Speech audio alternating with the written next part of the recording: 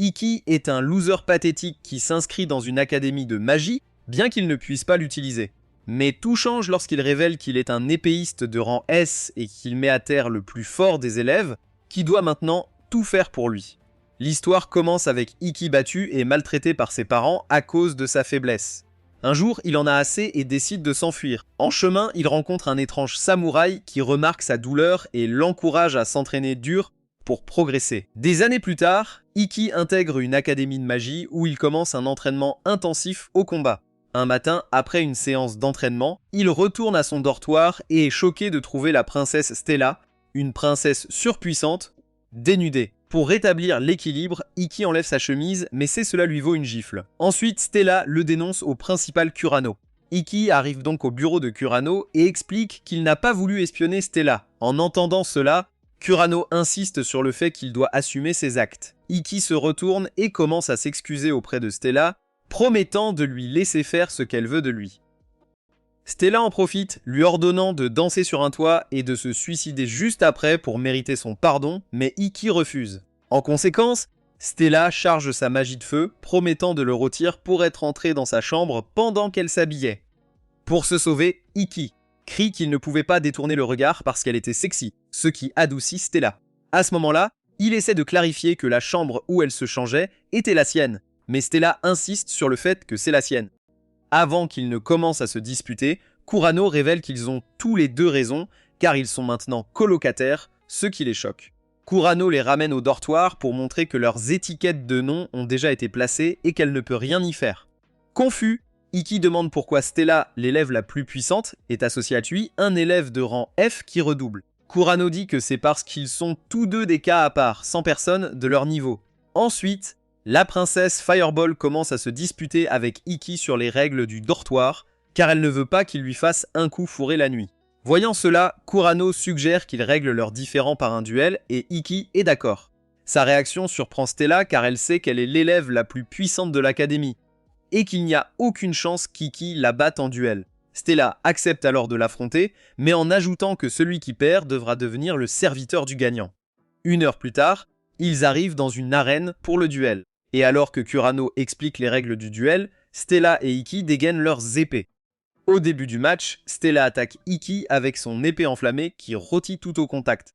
Ikki reste calme et se concentre sur l'esquive et le parage de ses attaques. Alors qu'il réussit facilement, Stella est choquée et se demande s'il va passer tout le combat à esquiver. Ikki la surprend alors avec une attaque qui imite la sienne. Grâce à sa compétence en acier de lame, Stella est choquée qu'un élève de 6 barans puisse suivre son rythme. Alors qu'ils continuent à s'affronter, Ikki trouve une ouverture et parvient à porter un coup mortel. Mais à sa grande surprise, sa lame ne l'affecte pas car elle renforce son corps avec de la magie. Au fond d'elle, Stella est stupéfaite car elle n'imaginait pas devoir compter sur sa magie pour vaincre Ikki.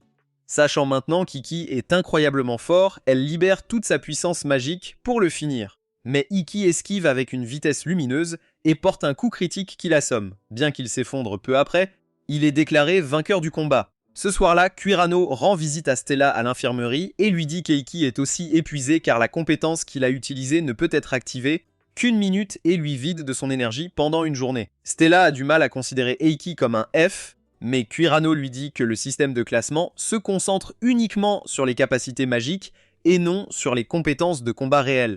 Elle lui rappelle alors son objectif de dépasser son niveau actuel et lui conseille de travailler avec Ikki pour y parvenir. Un moment plus tard, Stella revient dans la chambre et trouve Ikki endormi. Elle est captivée par son sort à la Jason Statham et finit par l'observer. Mais quand elle réalise qu'il l'a regardé tout ce temps, elle se cogne la tête contre le lit. Après cela, il la soigne et lui rappelle leur accord où elle doit être sa servante. Cela l'agace car elle imagine tous les jeux de rôle qu'il va lui faire faire. Au lieu de cela, Ikki la surprend en lui demandant d'être ouverte à l'idée de construire une relation en tant que colocataire. En voyant son air hésitant, il lui propose de parler à Kurano si elle ne le veut pas, mais elle accepte à condition qu'il l'appelle par son vrai nom. Tôt le lendemain, la sœur d'Ikki, Shizuku, monte dans un train pour l'académie tout en notant qu'elle est venue voir celui que leurs parents n'aimaient pas. Pendant ce temps, Ikki fait une pause dans sa course et Stella halète comme un cheval épuisé. Tout en sirotant sa boisson, il l'informe qu'il fait le parcours Saitama et Goku tous les jours et ne saurait dire si elle peut suivre son rythme. Stella prétend que ce n'est pas un problème même si ses poumons sont sur le point d'exploser. Et quand Ikki le voit, il lui propose un peu de sa boisson sportive, mais elle réalise qu'ils vont avoir un baiser indirect. Il lui dit immédiatement de ne pas s'inquiéter si elle n'est pas à l'aise avec ça, mais la princesse enflammée saisit immédiatement la bouteille et embrasse l'endroit d'où il a bu. Après avoir bu, elle remarque qu'il affiche un sourire comme s'il venait de gagner à la loterie. Elle lui demande alors ce qui se passe, et il lui parle de l'inscription de Shizuku et de son excitation à le revoir après 4 ans. Stella lui demande alors si elle fait partie de ses sœurs avec qui il aime avoir des relations, mais il promet qu'ils ne sont pas en Alabama. Plus tard ce matin-là, en classe, une enseignante nommée Yuri a du mal à rester éveillée tout en les accueillant pour la nouvelle session et rappelle que le tournoi commence dans une semaine pour décider quels élèves sont assez forts pour représenter l'académie. Stella demande plus de détails sur les combats et Ikki apprend que le combat a lieu une fois par jour, ce qui signifie qu'il peut utiliser son mouvement d'1 minute. Yuri essaie alors de les motiver avec un chant, mais soudain, elle vomit beaucoup de sang, ce qui effraie les élèves. Quelques minutes plus tard, à l'infirmerie, elle dit à Stella de ne pas s'inquiéter, car elle vomit généralement 1 litre de sang chaque jour, mais Ikki lui dit quand même de faire attention. Il explique ensuite à Stella que Yuri est en partie la raison pour laquelle il a pu s'inscrire à l'académie. Après qu'elle ait dit quelque chose sur le fait que l'année dernière était injuste pour lui, ils sortent tous les deux, et Stella lui demande ce qu'elle voulait dire. Il essaie d'expliquer qu'il n'y avait pas de système de notation pour la magie avant son inscription. Cependant, quand une jolie fille à lunettes nommée Kagame enfourne soudain son bras dans ses seins et prétend être sa plus grande fan, Stella oublie sa première question et exige de savoir quand il est devenu le roi du riz. Il demande alors à Kagame qui elle est, alors elle explique comment elle est devenue obsédée après avoir vu son duel contre Stella, et elle lui demande s'il aimerait une apparition dans son dernier article de presse pour l'école. Après avoir promis d'en parler plus tard, il essaie de rattraper Stella, qui bouillonne de jalousie. Mais il aperçoit Shizuku, qui l'appelle en disant qu'elle lui a beaucoup manqué. Heureux de la voir, Ikki lui dit qu'il était sur le point de la chercher, mais Shizuku le surprend en lui sautant dessus et en lui donnant un baiser passionné. Alors que tout le monde regarde, figé de choc, Kagame prend des photos incroyables qui pourraient rivaliser avec celles de Peter Parker sur Spider-Man. Stella, de son côté, s'énerve complètement et demande quel genre de relation bizarre ils ont tous les deux. Shizuku l'ignore complètement et essaie d'obtenir un autre baiser, mais Stella la tire en arrière et demande à Ikki pourquoi il a menti en disant qu'ils avaient une relation normale. Alors qu'il essaie de s'expliquer, Shizuku passe en mode démon et demande à Stella ce qui lui donne le droit d'interférer dans leurs retrouvailles. Stella, à court d'options, révèle qu'elle est la servante d'Eiki. Encore une fois, Kagame commence à concocter des gros titres pour l'article de presse, pendant qu'Eiki lutte pour préserver sa réputation, mais Stella aggrave les choses en affirmant qu'ils ont même eu un entraînement spécial dans son lit la nuit dernière. En entendant cela, Shizuku invoque son épée pour tuer Stella, mais elle invoque aussi son épée pour se battre pour le cœur d'Ikki, et elles finissent toutes deux par détruire le couloir. Quelques minutes plus tard, Kurano les emmène dans l'un des toilettes et dit qu'elles doivent passer toute la journée à nettoyer comme punition, mais elles continuent à se lancer des pics jusqu'à ce que Shizuku arrive à son bâtiment. Quand Stella lui dit d'arrêter d'agir comme si sa relation avec Eiki était si spéciale, elle se fâche et dit à Stella qu'elle ne comprendra jamais ce qu'il a ressenti après des années de négligence par le reste de leur famille. Cela surprend Stella. Elle essaie donc de demander plus de détails, mais Shizuku dit que ce n'est pas son affaire avant d'entrer dans sa chambre et de retrouver sa colocataire Alice. Peu après, Stella croise Eiki sur le chemin du retour de l'entraînement et lui donne une boisson sportive avant de lui demander si sa famille l'a vraiment négligé. Il recrache la boisson de choc. Mais après qu'elle ait dit que Shizuku en avait parlé, il décide de lui raconter sa vie tragique. Pour commencer, il lui rappelle le légendaire samouraï Ryuma qui a sauvé le Japon lors de la Grande Guerre et il dit qu'il est en fait son arrière-grand-père. Sa famille est très connue pour produire les blazers les plus puissants du pays. Mais comme il est né sans affinité pour la magie, tout le monde dans la famille l'a traité comme un déchet.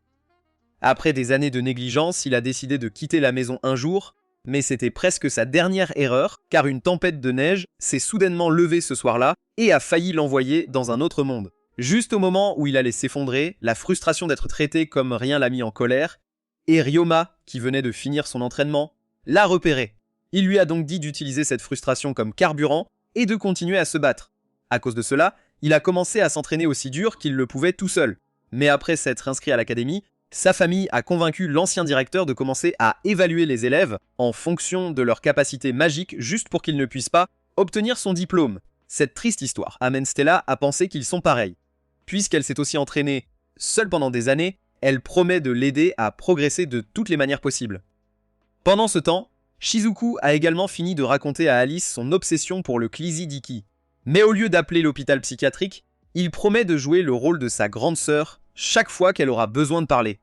Quelques heures plus tard, Stella décide de rejoindre Iki sous la douche sous prétexte de l'aider à se laver en tant que sa servante. Là, il réussit à rester calme, mais les choses prennent une tournure étrange lorsqu'elle laisse tomber l'éponge pour utiliser ses seins à la place à sa après avoir découvert qu'il a une forte affinité pour eux, comme si cela ne suffisait pas.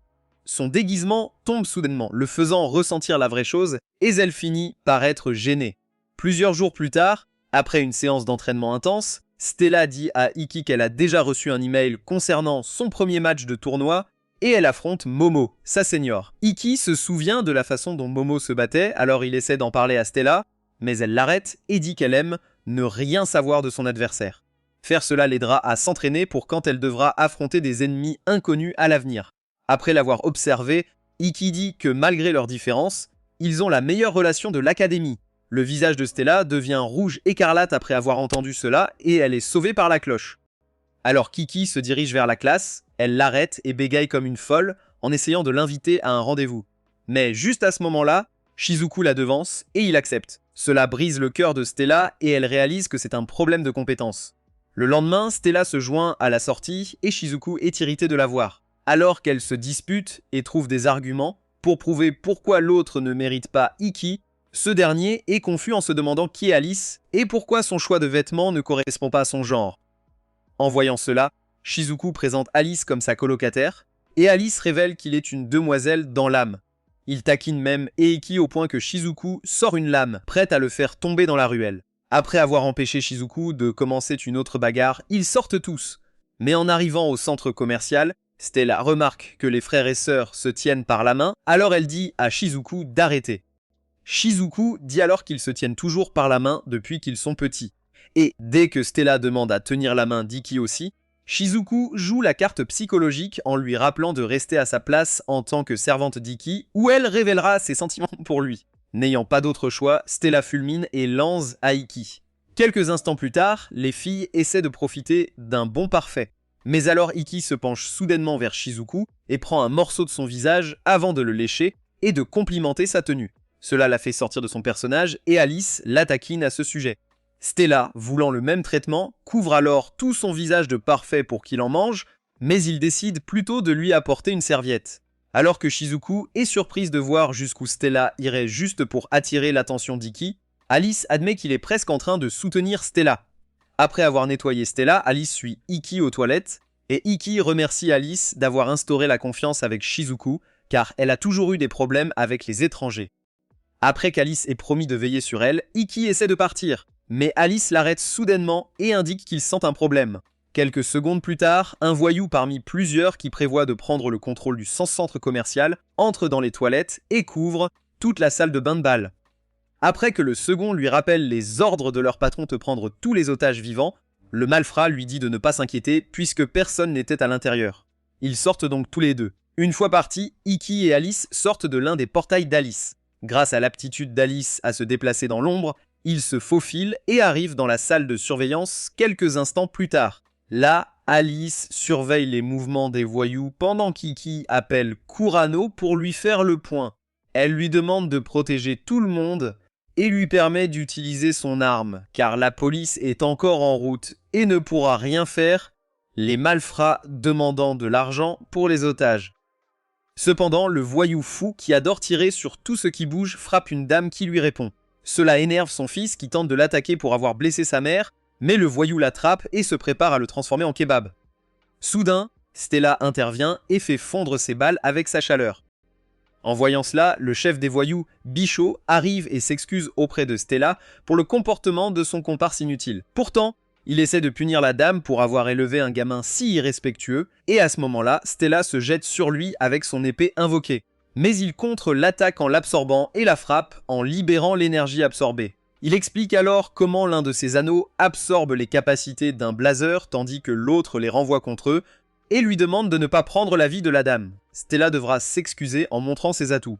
En entendant cela, Ikki essaie d'intervenir, mais Alice l'arrête et lui dit de laisser Shizuku agir. Stella enlève ses vêtements et Bichou devient fou d'elle, alors il lui rappelle de retirer son armure narrative. Ikki, qui ne peut plus supporter cela, essaie de sauter sur Bichou, mais Alice utilise sa magie pour le maintenir en place. Juste à ce moment-là, Shizuku active une énorme barrière d'eau pour protéger les otages et empêcher tout le monde de voir le corps de Stella.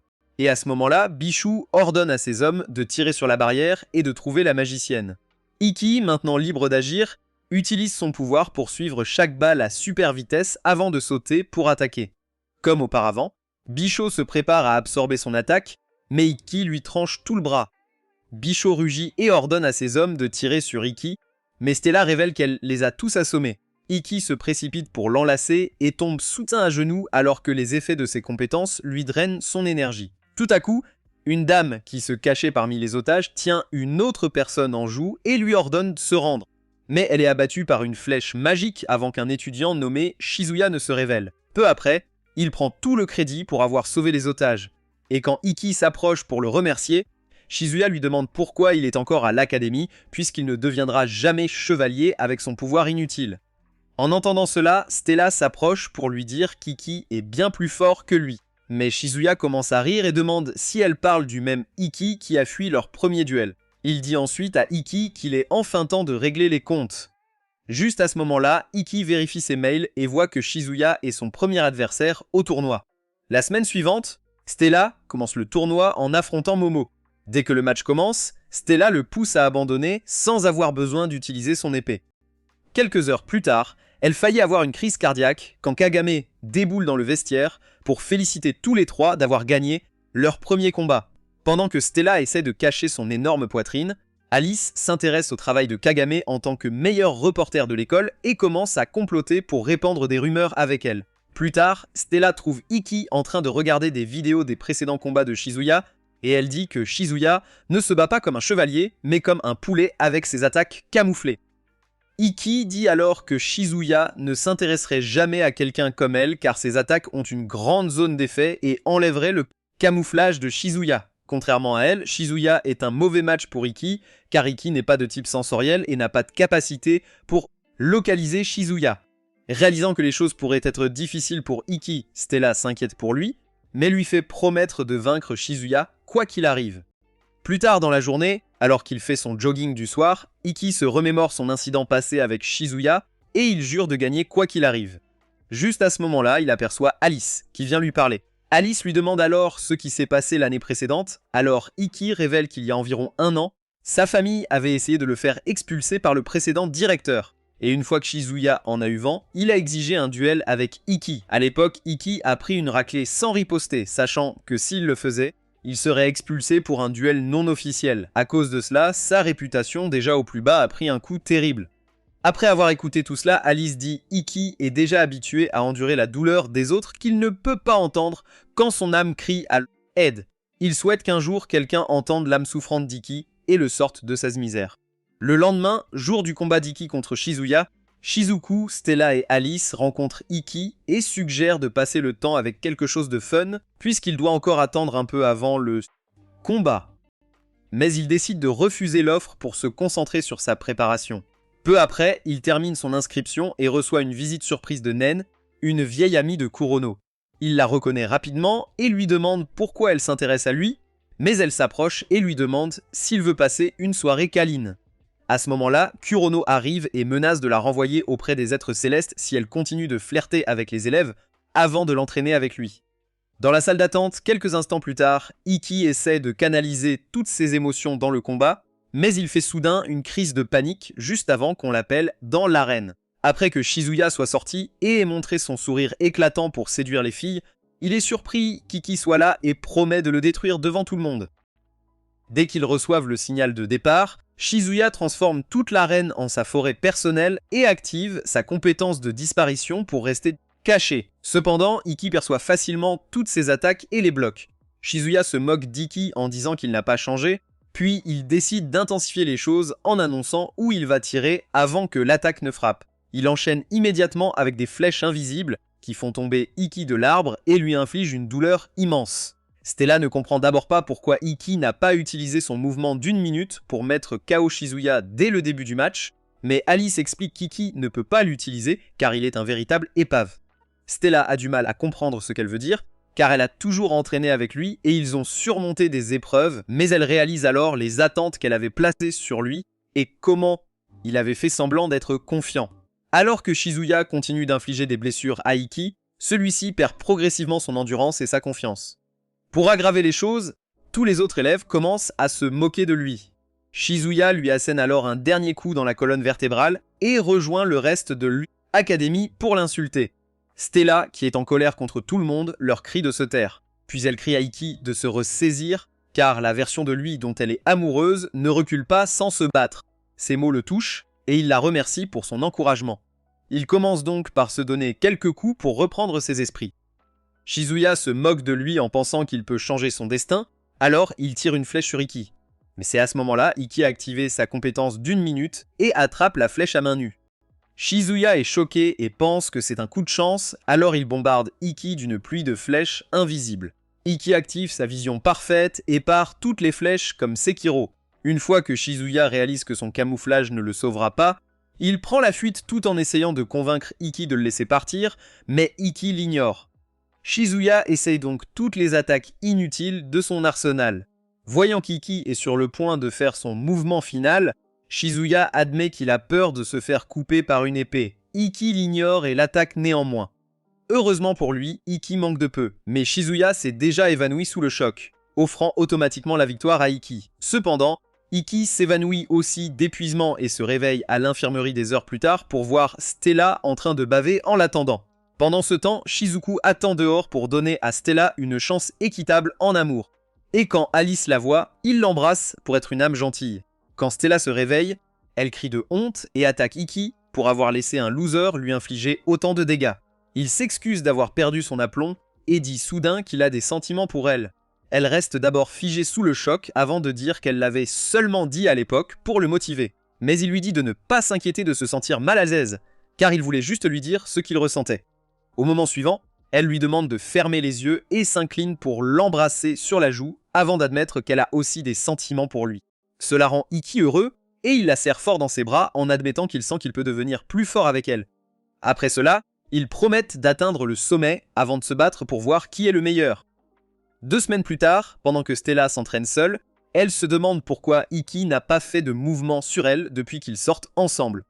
Alors une pensée qu'il est un petit joueur lui vient à l'esprit. Pendant ce temps, il vient de finir de battre sa prochaine victime, ce qui est sa 5e victoire dans le tournoi, et il devient le chouchou des fans sur le campus. En classe le lendemain, Kagami lui lance ses melons avant de lui demander s'il peut donner des courses à ses amis. En voyant les menaces de mort de Stella, il répond aussi calmement que possible et accepte de les aider. Voir Ikki tirer toutes les filles populaires rend les garçons jaloux, alors il le critique en l'appelant un raté. Peu après, Yuri entre dans la classe pour l'appel, mais elle finit à l'infirmerie quelques secondes plus tard après avoir de nouveau vomi ses globules rouges. Les élèves rentrent plutôt au dortoir. À l'intérieur, Stella traite Ikki de mou et lui demande si c'est judicieux d'entraîner toutes ses filles, car elles pourraient devenir ses adversaires. Il répond que ça lui va, car cela signifie de meilleurs combats et aidera les filles à s'améliorer. Elle le traite de sensible, et quand il acquiesce sans hésiter, elle rougit. Maintenant qu'ils sont seuls, elle lui demande où en est leur relation. Cela fait 2 semaines qu'ils n'ont rien fait de couple, mais elle se retourne et le voit déjà dans la lune. L'après-midi suivant, il commence son premier cours avec Kagame et quelques amis en leur apprenant à équilibrer leur poids sur un pied. Pendant ce temps, des garçons jaloux arrivent avec des armes, espérant le frapper pour lui avoir volé toutes les filles.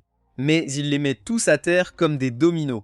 Kagami s'attend à ce qu'ils utilisent la réplique classique et s'enfuit. Mais les garçons s'inclinent, le suppliant de leur enseigner pour marquer des points et être célèbres auprès des filles. Peu après, les garçons rejoignent les filles, et à ce moment-là, des bombes arrivent pour les leçons. Stella essaie de lui donner une des boissons qu'elle a achetées, mais Shizuyu la devance et se vante d'être la meilleure sœur. Elle voit Stella avec une boisson en trop et lui demande pour qui c'est, Mais Stella dit que c'est pour elle et les boit d'un coup. Après la deuxième bouteille, elle demande à rejoindre ses cours. Mais quand il hésite à dire oui, ses insécurités refont surface, alors elle lui dit de ne pas s'inquiéter et s'en va. En parlant de sa stupidité, elle croise Alice, qui vient de découvrir un nouveau jeu de romance inversé, et l'emprunte pour jouer à faire semblant. Juste au moment où ça devient intéressant, elle souhaite pouvoir faire plein de choses de couple avec Iki. À sa grande surprise, il entre pour parler d'une leçon avec les filles. Stella se défend immédiatement et demande ce que ça a à voir avec elle, puisqu'il ne prévoit pas de l'enseigner. Il lui explique que c'est parce que ses techniques d'épée sont fondamentalement différentes des siennes.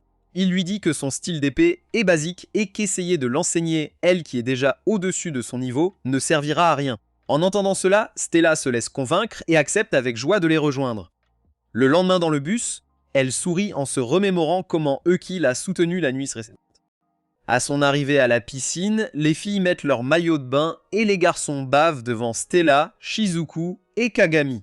Stella et Shizuku commencent leur dispute habituelle sur qui passera plus de temps avec lui, tandis que les gars de la classe expriment leur gratitude, ne s'attendant pas à être dans la même pièce que des bombes en maillot.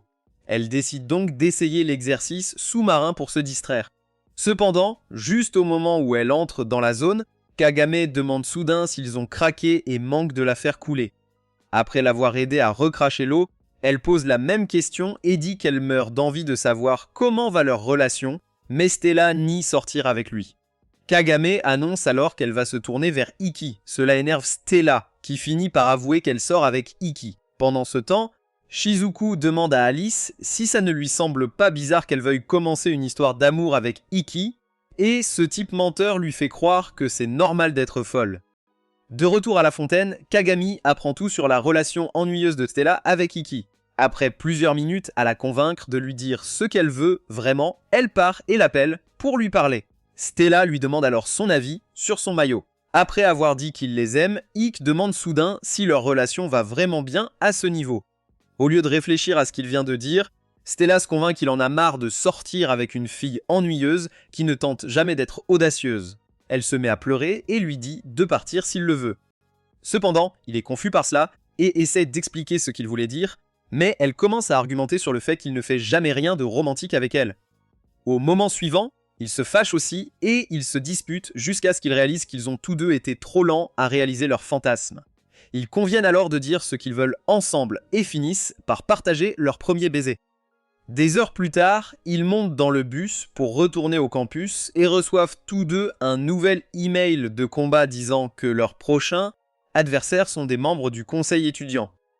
L'après-midi suivant, alors qu'Eki affronte Renren, une fille très agile qui continue de dire qu'elle va le battre avec sa super vitesse, Stella se mesure à Sai, un autre membre du conseil qui se vante de la force de son épée en vibranium. Stella brise facilement l'épée de Saijo d'un seul coup et monte dans le classement. Après le match, Ikki se plaint de son poignet. Mais avant que Stella puisse le réconforter, Shizuku arrive pour lui voler son homme en le couvant. Ne supportant pas la situation, Stella se dispute avec elle, mais Alice intervient en informant Ikki qu'une fille le suit depuis quelques jours. Ikki admet qu'il le savait, mais voulait juste ignorer car beaucoup de filles essaient de l'approcher. Ils l'emmènent à l'infirmerie où ils apprennent qu'elle est leur aînée et a du mal à parler aux garçons. Elle se présente comme Ayasa et Ikki s'intéresse à son nom de famille. À sa grande surprise, elle révèle que Kaito est en fait son père. Ikki devient instantanément un fan et admire Kaito pendant que Shizuku raconte comment Kaito est devenu célèbre comme le meilleur épéiste.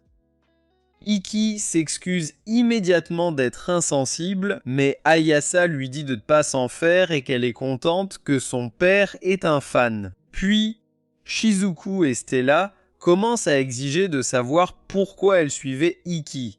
Ikki réalise qu'être décontracté et travailleur suffit à séduire beaucoup de filles. Pour apaiser son envie, Ikki décide de l'entraîner pour qu'elle ne devienne pas folle de désespoir. Après avoir observé chacun de ses mouvements, Ikki lui dit d'arrêter car il vient de comprendre pourquoi elle se bat comme un paresseux aveugle.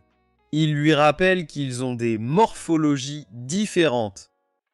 Cependant, quand il commence à masser ses bras et dit que c'est tout un processus, elle commence à combattre des démons qu'elle ne connaissait même pas, tandis que Shizuku et Stella se demandent pourquoi il ne fait pas ça avec elle. Elle prend alors sa main pour le remercier pour tout, mais il lui dit de ne pas s'inquiéter.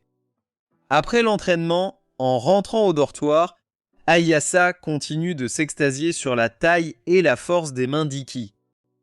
Quand Shizuku explique qu'elle sera toujours heureuse pour quiconque arrive à faire sourire Iki, Stella réalise qu'elle a agi bêtement et décide de les laisser partager ce moment. Il charme Stella avec des mots et l'embrasse pour lui dire bonne nuit. Pendant le reste de la semaine, Stella participe aux entraînements pour faire semblant de se soucier d'Ayasa. Soudain, un groupe de délinquants arrive et parle mal d'Ayasa. Naturellement, Iki leur dit calmement de ne pas la dénigrer, mais le chef Kurado lui verse une boisson en guise d'excuse. Tête, Stella se lève immédiatement pour se battre, mais Iki la retient et dit que ce n'est pas grave malgré le sang qui coule sur son crâne. Cela rend Kurado encore plus furieux. Mais Kurado, voyant qu'Iki ne réagit pas, s'en va avec son groupe. Après son départ, Stella demande à Iki pourquoi il n'a pas combattu. Juste à ce moment-là, Misagi, membre du conseil étudiant, arrive et leur dit que Kurado est l'un des blazers les plus forts d'une école rivale. Après l'avoir félicité d'avoir eu l'intelligence de refuser le combat, un autre membre du conseil, habillé comme pour Vogue, arrive pour soutenir Misaki. Quelques instants plus tard, en rentrant chez eux, Iki se demande comment Misaki a soigné la coupure sur sa tête. Mais Stella devient plus curieuse au sujet de la bande de Kurado et demande à Ayase pourquoi ils semblent tous la connaître, mais elle reste silencieuse. Ayase essaie de parler, mais à ce moment-là, Eki et Ayase reçoivent un email concernant leur prochain combat et apprennent qu'ils vont s'affronter. Dévastée, Ayase se retourne vers lui et s'enfuit soudainement. Depuis, elle a cessé de venir s'entraîner, et la nuit avant le combat, il parle à Alice du garçon qu'Ayase l'avait envoyé rencontrer. Et Alice l'avertit qu'elle voudra sûrement faire quelque chose pour l'empêcher de se présenter au tournoi, car elle est déterminée à gagner. Malgré les conseils d'Alice, Eki lui rappelle qu'Ayase a dit qu'elle aimait ses mains, alors il décide de la voir. Quelques instants plus tard, il se dirige vers le toit et la voit lui sourire. Ayase appelle secrètement Eiki sur le toit tard dans la nuit pour une discussion privée. Quand il arrive, elle lui demande ce qu'il ferait s'il faisait face à un adversaire qu'il ne pourrait jamais vaincre. Surpris par cette question inattendue, Eki répond calmement qu'il essaierait de donner le meilleur de lui-même tout en combattant équitablement, car une victoire obtenue sans honneur ne signifie rien pour lui. Mais Ayase rejette immédiatement cette idée, affirmant que la justice sans résultat est inutile. Elle lui dit que, pour sa part, elle ferait tout pour gagner, même si cela implique de faire un accord avec Didi. À ce moment-là, Ayase invoque son arme et coupe la clôture du toit en un instant avant de se jeter en arrière du bâtiment. Choqué, Iki réagit instantanément, activant son Atushura et plongeant après elle pour la sauver. Il est alors contraint d'utiliser les murs de l'école comme projectiles pour changer leur direction et les faire atterrir en toute sécurité dans une piscine.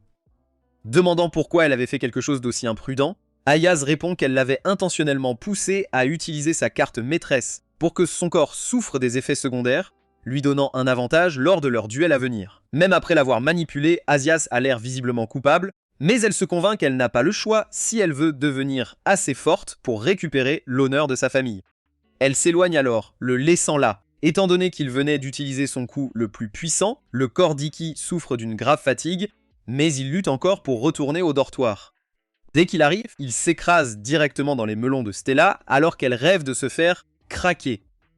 Stella se réveille en sursaut et commence immédiatement à paniquer, pensant qu'Iki essaie enfin de réaliser son rêve. Cependant, elle remarque rapidement qu'il a perdu connaissance, alors elle devient vraiment inquiète. Le lendemain matin, Eki se réveille à l'infirmerie et est surpris de voir Stella, Shizuku et Alice toutes inquiètes au-dessus de lui. Se reprenant, il panique soudainement, pensant qu'il a abandonné son duel. Mais les autres lui assurent qu'il a encore quelques heures avant l'heure désignée.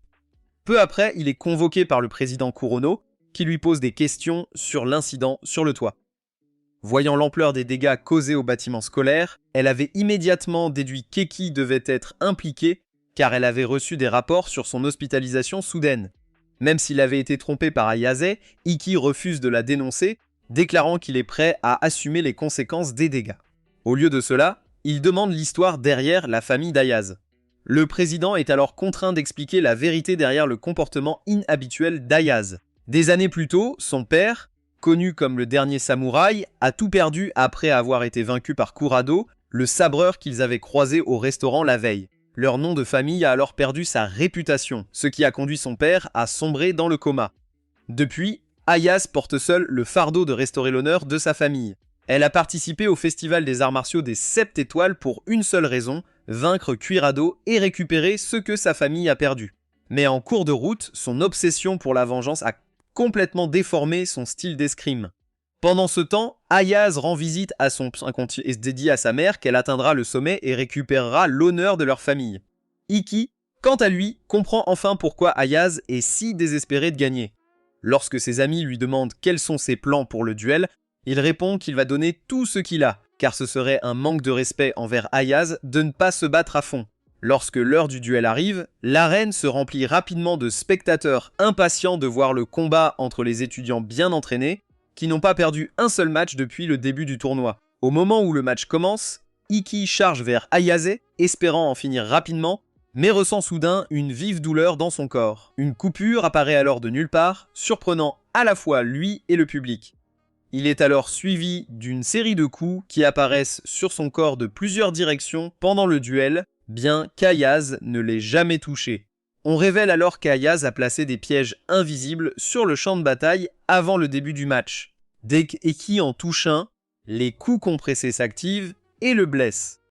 Préparer des pièges à l'avance enfreint les règles du tournoi, Ayaz triche donc techniquement encore. Cependant, Ikki savait déjà qu'elle ferait quelque chose comme ça.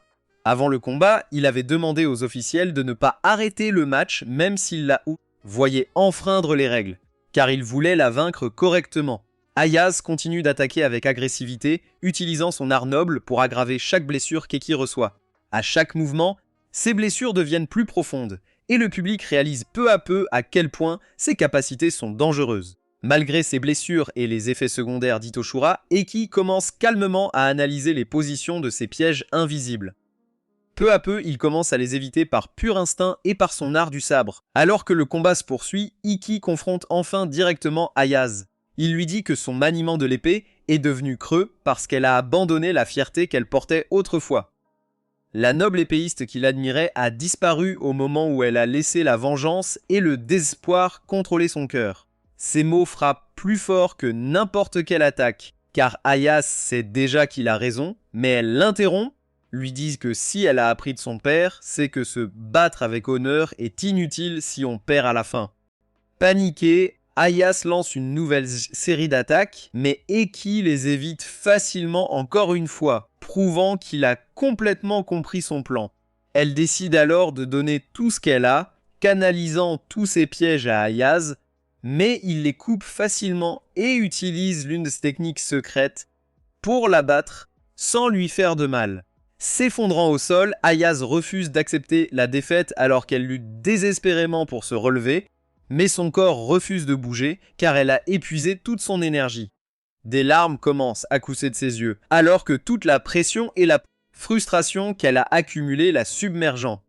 Au lieu de l'humilier, Ikki s'approche calmement, reconnaissant ses luttes et expliquant pourquoi un vrai épéiste doit toujours se battre avec honneur, même après avoir été manipulé et mis dans une position désavantageuse. Ikki ne lui en veut pas. Kaito avait pris sa retraite du combat il y a quelques années à cause de problèmes cardiaques. Bien qu'il ne puisse plus tenir une épée correctement, il avait maintenu son dojo en entraînant Ayaz et quelques autres élèves. Mais son attention c'était sur Ayaz alors qu'il essayait de lui transmettre toutes les techniques qu'il connaissait, y compris Tenimou, une technique secrète transmise dans leur famille. En l'entraînant, Kaito avait dit à sa fille de ne jamais oublier que le style de l'épée est pour protéger les gens et non pour leur faire du mal. Comme promis, Ikki et Stella escortent Ayase jusqu'au dojo où sa famille vivait autrefois. En chemin, ils essaient de faire des recherches sur Kurado pour savoir dans quoi ils s'engagent. Ils sont alors surpris de découvrir que Kurado a un passé d'attaque contre des écoles locales de manière non officielle juste pour prouver sa force. Ayaz leur parle du jour où il est soudainement arrivé à leur dojo et a vaincu son père. Selon elle, Kurado était arrivé avec sa bande en semant le trouble. Kaito avait alors été contraint d'intervenir pour protéger ses élèves. Kurado avait ensuite défié Kaito en duel, l'incitant à parier le dojo sur l'issue de leur combat. Confiant en ses capacités, le célèbre samouraï avait accepté. Mais lorsque le duel a commencé, Kurado a commencé à se battre violemment, poussant Kaito, qui n'était pas en pleine forme, à la limite. Finalement, le délinquant a pris l'avantage grâce à sa force brute et a réussi à faire tomber Kaito. Cependant, Kaito n'a pas reculé. Il a continué à se battre peu importe à quel point il était malmené, croyant qu'il pouvait gagner. Ayase a essayé d'interrompre le duel, mais il lui avait ordonné de ne pas le faire. N'ayant pas d'autre choix, Kaito a décidé d'utiliser ses techniques secrètes pour mettre fin au duel.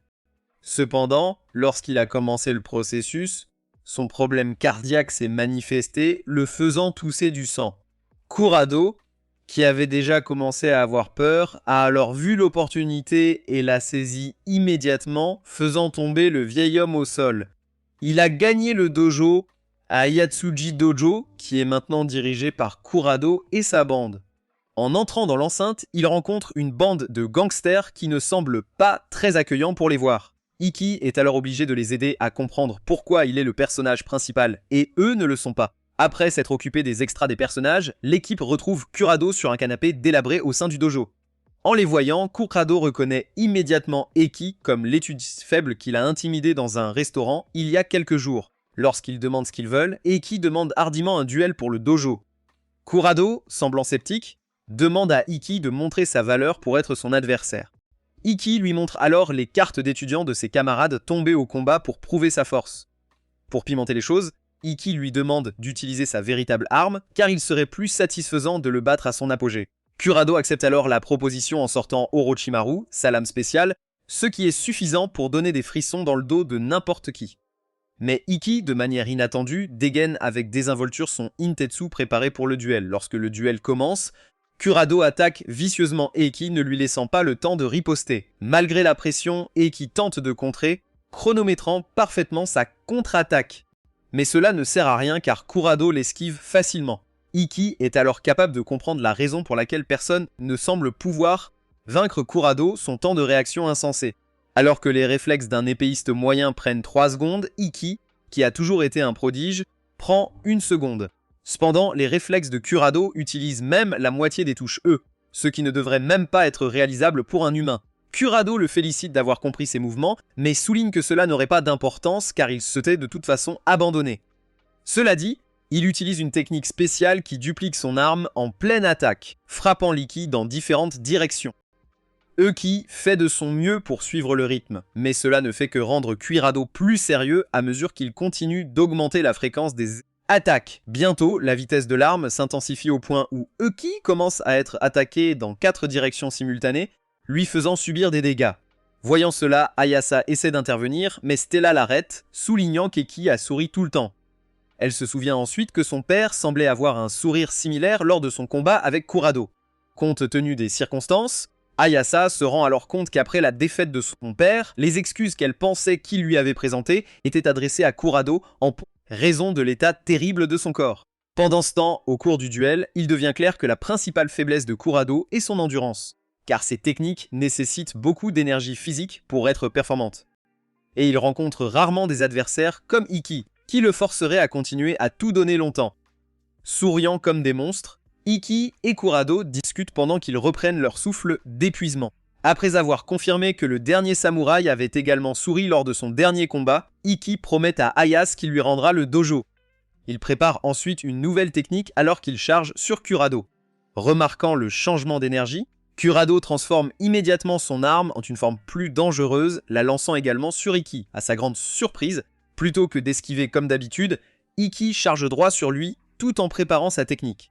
Il réalise alors rapidement, d'après la position d'Ikki, que la technique qu'il essaye d'exécuter est la même que celle que Kito a essayé d'utiliser pour l'éliminer. Il tente d'intensifier son attaque, mais c'est inutile car Ikki le blesse sur le coup. Gagnant le duel, Ayase, reconnaissant la technique, demande comment Ikki a pu l'exécuter parfaitement. Stella lui rappelle alors que Ikki possède une technique particulière qui lui permet de copier les techniques des autres et qu'il a dû la voir faire un jour lors de leurs entraînements. Kurado, blessé, demande son nom à Ikki en sortant. Il lui dit alors qu'ils termineront leur combat lors du tournoi alors qu'ils quittent définitivement le dojo. Après le départ de Kurado, Ayase s'excuse auprès d'Iki, se disant indigne de perpétuer le style d'épée de son père. Mais Iki lui dit que c'est grâce à sa mémorisation du style d'épée jusqu'au dernier centimètre qu'il a pu gagner. Il lui assure alors qu'elle est le véritable successeur du dernier samouraï. Peu de temps après, alors qu'Iki et Stella sont assises seules dans un parc, elles discutent de la façon dont Ayasa a admis avoir triché lors de son match avec Eiki, ce qui lui a valu d'être disqualifiée de la bataille de sélection et d'être suspendue de l'école pendant 10 jours. Quelques instants plus tard, ils reçurent un SMS d'Ayasa indiquant que son père avait finalement repris conscience. Tout en se remémorant la séquence de bonnes choses qui se produisent autour d'eux, Iki et Stella tentent de passer un moment en couple, mais sont interrompus par Shizuku et Alice qui apparaissent hâte s'improvise pour les taquiner. Après avoir remporté 12 matchs consécutifs lors des batailles de sélection, Iki et Stella sont soudainement informés par Kurono qu'ils partiront en voyage à Okutima pour s'entraîner. Voyant qu'ils étaient les seuls sélectionnés, Stella suppose immédiatement qu'il s'agit essentiellement de vacances pour eux deux. Elle s'enthousiasme alors à l'idée de pouvoir enfin passer du temps seul sans interruption avec Iki. Pendant ce temps, Shizuku est furieuse de ne pas être avec eux, bien qu'elle ait aussi gagné 12 matchs d'affilée. Mais Alice la calme, lui disant que ça ne se passera probablement pas comme elle l'imagine. Après un long trajet en bus, Eiki et Stella arrivent enfin dans les montagnes, s'attendant à un repos paisible. En route, Stella parle de leur relation qui semble enfin réelle. Eiki commence à penser au coup de feu qu'il a toujours voulu lui donner, mais n'a jamais eu l'occasion. Ses pensées sont interrompues lorsqu'il remarque un groupe de personnes à distance. Ils deviennent immédiatement prudents, craignant le pire. Mais en s'approchant, il découvre avec surprise que ces personnes suspectes sont en fait des membres du conseil étudiant qui affirment les attendre. Contrairement à leurs attentes, Iki et Stella se retrouvent rapidement à nettoyer et préparer un grand chalet pour un camp d'entraînement. Stella est visiblement déçue en réalisant que ce soi-disant vacances n'était en fait qu'un travail déguisé. Après avoir nettoyé le bâtiment pendant des heures, Stella propose à Eiki de l'accompagner voir une cascade. En entendant cela, les autres membres du conseil essaient de les suivre, mais elle insiste pour qu'Eiki vienne seul. Ils comprennent donc immédiatement le message. En même temps, Shizuku rentre chez les Kurogan après avoir reçu une lettre prétendument de sa mère. Comme elle déteste tellement son père, elle semble très tendue à son arrivée, mais elle voit son chat. Cela l'aide à se détendre. Peu après son arrivée, son père la convoque dans ses appartements. Pendant ce temps, alors que Stella et Iki marchent vers la cascade, Stella commence soudain à agir étrangement. Iki lui demande ce qui se passe, mais elle balaye ses inquiétudes, lui assurant qu'elle va bien. Mais les choses s'aggravent progressivement alors qu'elle commence à se sentir faible et fiévreuse. Comme elle a clairement séché le cours de biologie, elle demande à Iki si ses symptômes sont dus au baiser qu'ils ont partagé il y a quelques jours, insinuant qu'elle pourrait être enceinte. Mais Iki lui assure que ce n'est pas comme ça que ça fonctionne. Il lui dit qu'elle a probablement attrapé un rhume, ce qui la surprend car elle n'en a jamais eu auparavant. Iki décide de la ramener au camp, mais avant qu'il ne s'éloigne, il commence à pleuvoir fortement. Étant donné l'état de santé dégradant de Stella, il est alors contraint de chercher une alternative. En regardant autour de lui, Iki trouve une cabane de montagne abandonnée à proximité. Il décide donc d'y emmener Stella. À leur insu, ils sont observés par un homme suspect caché dans ses arbres. En entrant dans la cabane, Iki allume rapidement un feu pour les garder au chaud. Voyant que Stella a développé une forte fièvre, Iki lui dit qu'elle doit enlever ses vêtements mouillés avant que son état ne s'aggrave. La situation devient alors immédiatement gênante, Stella étant très embarrassée. Pour la mettre plus à l'aise, Iki enlève ses propres vêtements, lui rappelant la façon embarrassante dont ils se sont rencontrés. Alors que Stella essaie d'enlever ses vêtements, elle réalise qu'elle est trop faible et ne peut même pas bouger correctement. Elle fait donc signe à Iki de l'aider. Iki, essayant de garder ses 200 ciseaux intacts, essaie d'être aussi respectueux que possible en l'aidant à se déshabiller, mais perd complètement son calme lorsqu'elle lui demande d'enlever son armure de plot aussi. En voyant ses seins nus, Iki devient complètement excité et Stella est forcée de lui demander s'il veut la déflorer. Déconcerté par cette question inattendue, Eiki perd complètement son calme mais essaie de garder son sang-froid. Bien qu'il soit clairement attiré par elle, il refuse, expliquant qu'il ne veut pas que leur relation devienne purement physique avant de pouvoir se tenir à ses côtés avec fierté. Il dit qu'il veut un jour pouvoir dire ouvertement à sa famille et à la sienne qu'il l'aime vraiment sans honte ni regret et qu'il ne se sent pas encore digne de le faire. Stella accepte silencieusement sa réponse, réalisant à quel point Eiki valorise leur relation. Cependant, ce moment paisible est interrompu lorsque Eiki reçoit un appel du conseil étudiant demandant leur remplacement. À leur insu, ils sont déjà ciblés par des étrangers à proximité. Pendant ce temps, lorsque Shizuku retrouve son père Itsuki, il révèle qu'il a été celui qui a fait écrire une lettre à sa mère, sachant qu'elle n'aurait pas répondu autrement. Itsuki la félicite d'avoir gagné 12 matchs d'affilée, affirmant qu'elle honore le nom Kurogana. Mais Shizuku demande immédiatement s'il ressent la même fierté envers Iki qui a obtenu les mêmes résultats. C'est Ki qui évite de donner une réponse appropriée, ce qui montre clairement que son traitement envers Iki n'a pas changé du tout. Furieux, Shizuku sort en trombe. De retour à la cabane, Iki sent soudain un danger à l'extérieur. Au moment où il sort, il voit un gigantesque golem de roche essayant de détruire toute la cabane. Il est ensuite obligé d'activer son Itu Shiro, qu'il utilise à peine pour empêcher Stella d'être prise en sandwich. Iki utilise immédiatement cet élan pour découper l'énorme golem. Cependant, les roches détruites se reforment simplement en plusieurs golems plus petits qui continuent d'attaquer. Iki fait de son mieux pour les combattre tout en essayant de protéger Stella en même temps. Mais le grand nombre d'ennemis le submerge rapidement. Finalement, il le repousse et commence à se rapprocher de Stella affaiblie. Avant qu'il puisse la joindre, le conseil étudiant arrive soudainement. Ranren emmène rapidement Stella en sécurité pendant que Sajo et les autres aident à repousser les créatures. Pendant le combat, Utakata analyse la situation et explique que les golems sont probablement contrôlés à distance par un blazer utilisant des capacités de fil d'acier pour manipuler des objets inorganiques à distance. Alors qu'il lutte contre les attaques sans fin, un autre étudiant apparaît soudainement et change instantanément toute la bataille.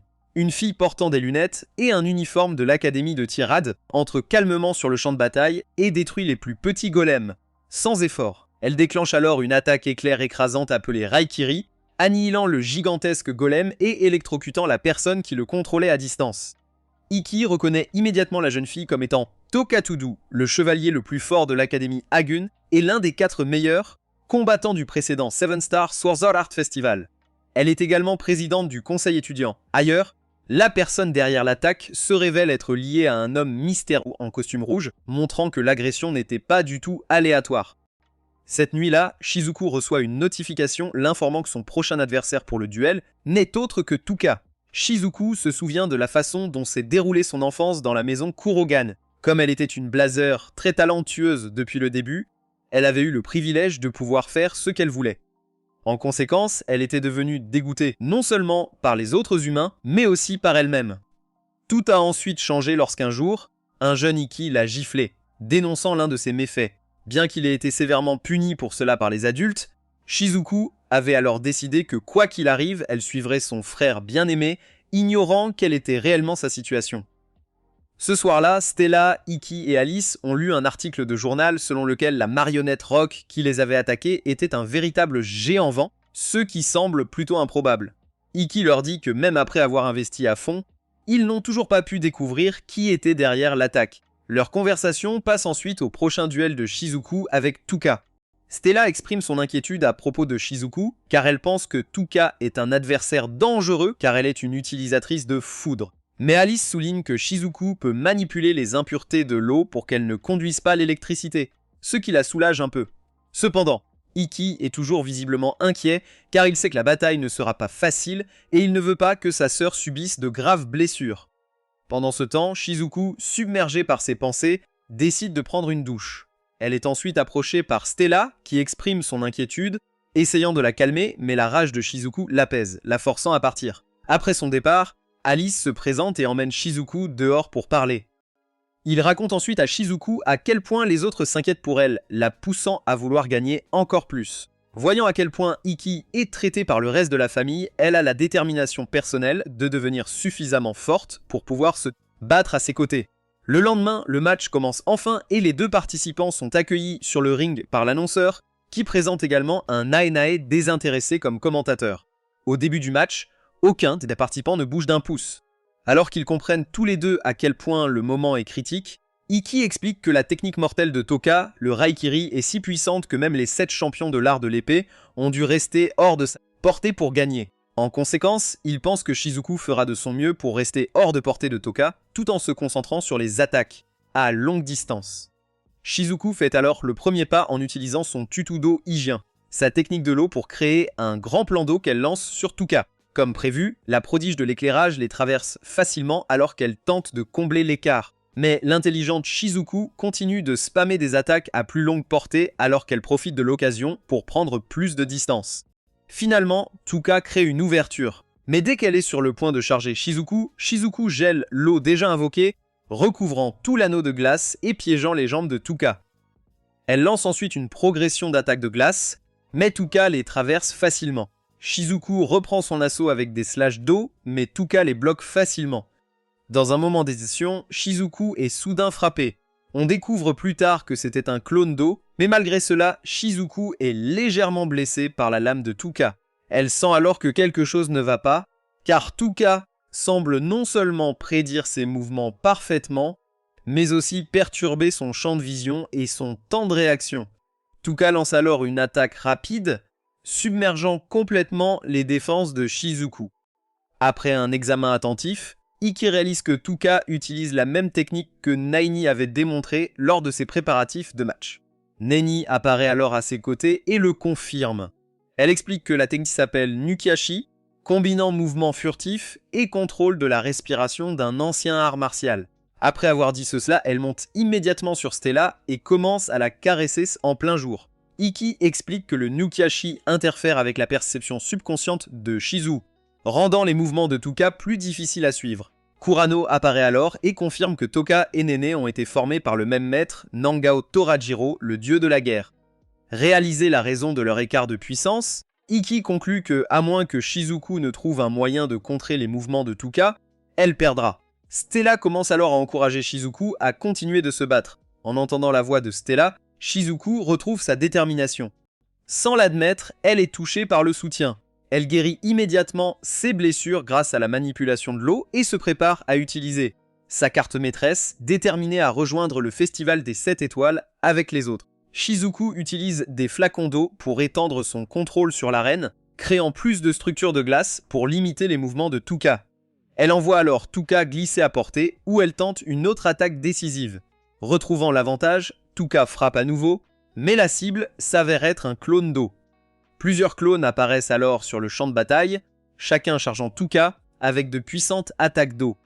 Tuka parvient à détruire chacun des clones, mais Shizuku active soudainement une technique spéciale qui remplit l'arène de brouillard épais, restreignant la visibilité.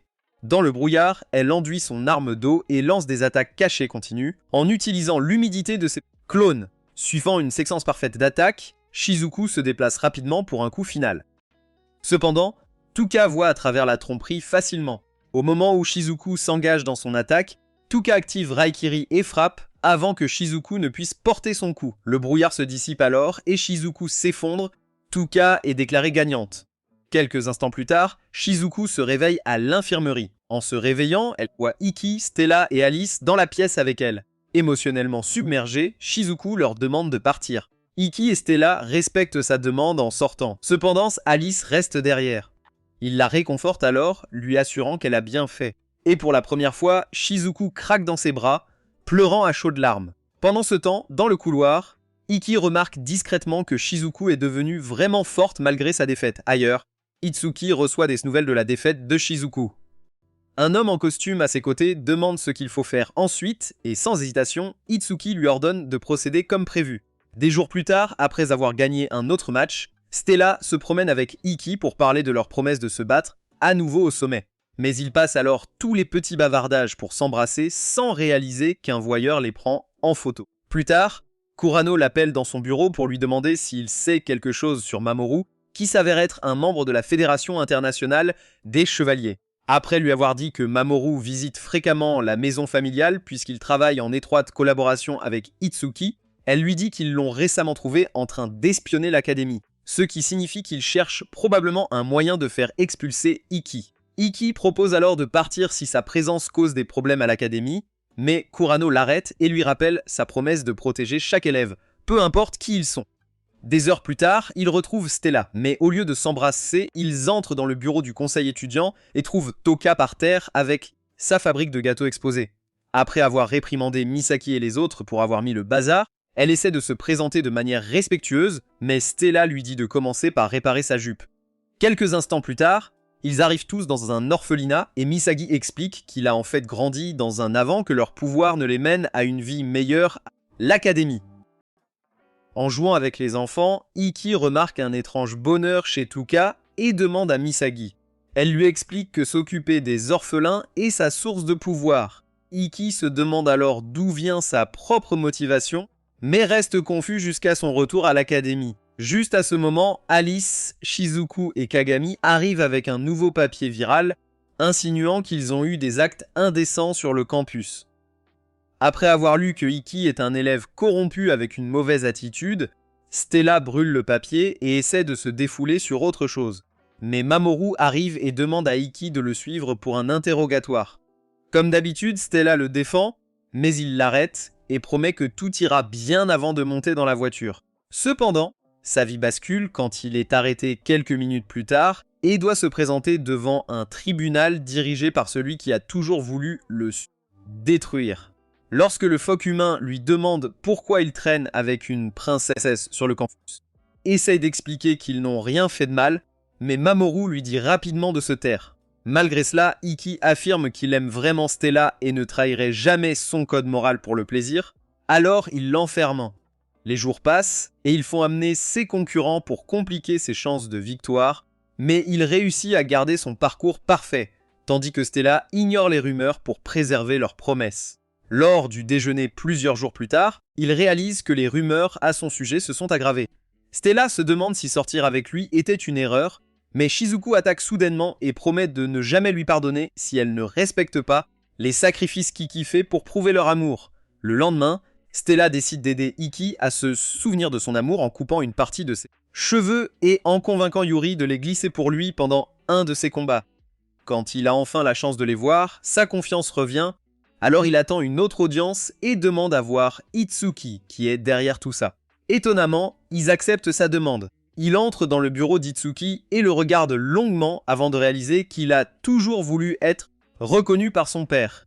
Lorsqu'il décide de parler avec son cœur et promet de continuer à se battre pour rendre sa famille fière, Itsuki se tourne vers lui et dit qu'il a toujours su qu'il était un bon épéiste.